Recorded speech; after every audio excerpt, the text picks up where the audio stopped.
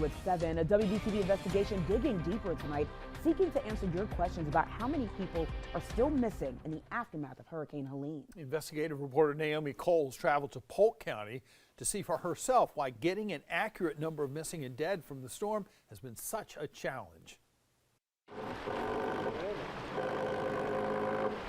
In this corner of Polk County, Helene's aftermath is far from over. When we got down here about 10 days ago, probably 1.25 acres of it was covered in debris, probably about 25 feet tall. Volunteers led by Back Cave resident Mark Staten have been on a mission since December. So it's basically a shaker box. Cadaver dogs had hit in this debris pile months earlier. What we're looking for is fragments. Here, frustration runs deep. It shouldn't have been a band of volunteers that have to come in and do this. Staten and locals feel this should have been cleaned up already. The property owner helped, and the dog's hits investigated.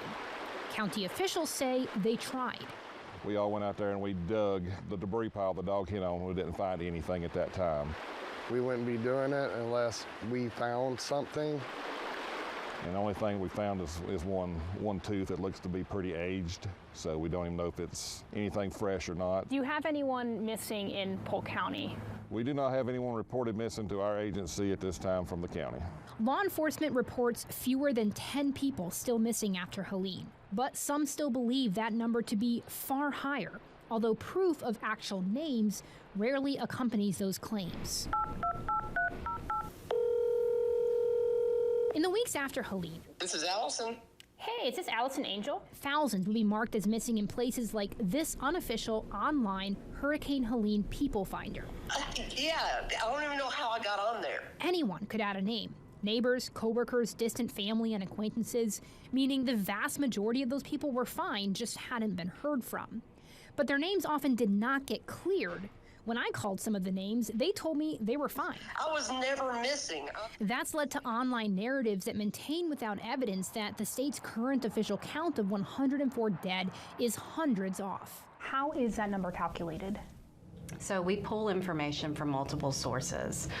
This includes information from our Office of the Chief Medical Examiner, as well as information from our North Carolina vital records and death certificates. There are hundreds, if not thousands, of people who doubt that number.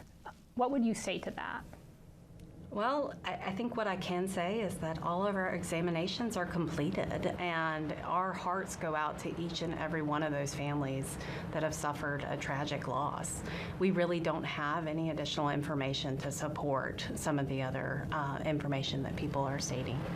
Back in Tryon, there's frustration. There's a speed bump on our interstate. With local officials, yes, but also with those online influencers that have overblown the realities on the ground for issues like missing people. They're dragging everybody through the mud for their own personal gain. Reporting in Polk County, Naomi Coles, WBTV, on your side.